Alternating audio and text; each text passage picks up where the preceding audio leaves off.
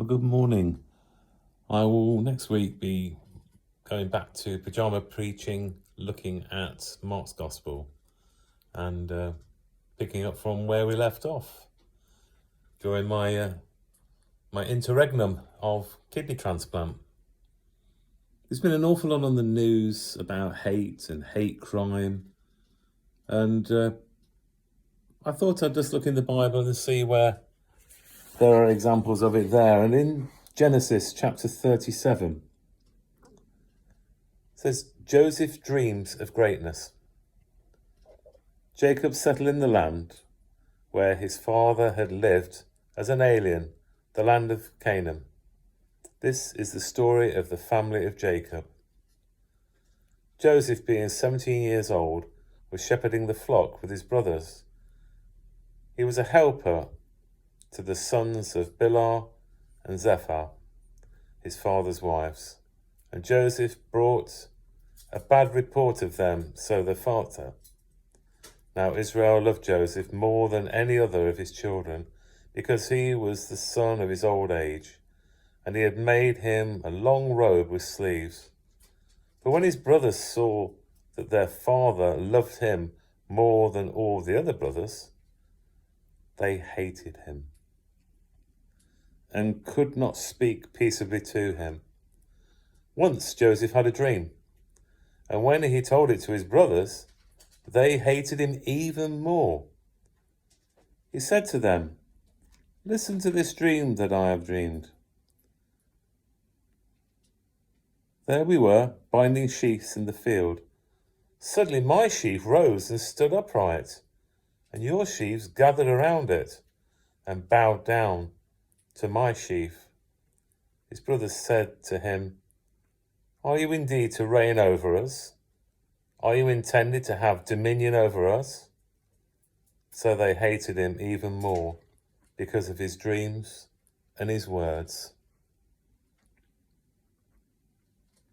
There can be a lot of hate in the world because of people's hopes and dreams, because of people's aspirations,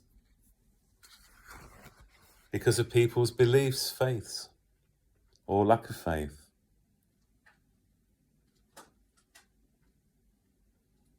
Jesus taught us to be peaceable, to love one another. Nowhere did Jesus hate. And yet now there seems to be instant hatred through the internet,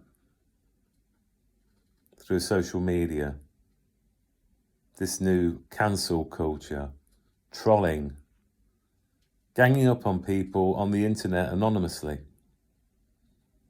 not even having to face the other person.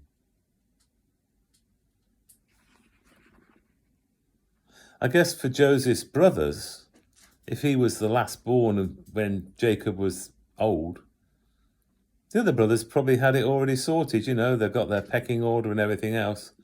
And then this baby comes along, grows up, and is suddenly talking about being the top dog. No wonder there are ripples. And we know the story as it goes along. Maybe another time I'll look at that story of Joseph in his amazing Technicolor Dreamcoat. But for now, it's just that reflection on hatred. It's a horrible word. It upsets me just hearing it. And we've got so much to be grateful for. So much to be thankful and hopeful for. And hating uses far more energy than loving. So how can we conquer hate? By us being shining examples, not joining in on conversations on Facebook, Twitter, WhatsApp, whatever all the others are, not stoking fires.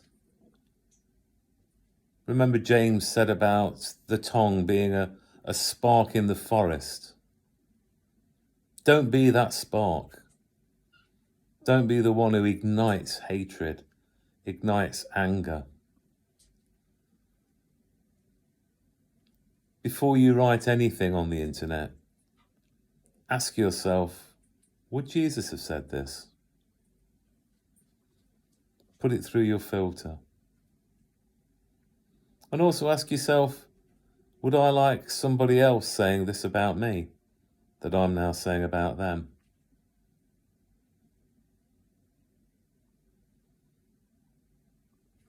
So it's all about love. So let's just pray. Lord, may your light of peace and love banish hatred, wipe away tears from those who have been abused, offended, picked upon, bullied. Give them new strength and help us all to live peaceably together in this world that God created for us and saw that it was good. Amen. I hope you didn't mind the impromptu pyjama preaching, and I hope it made a bit of sense, because I didn't write anything down. That was just my thoughts. Take care. God bless.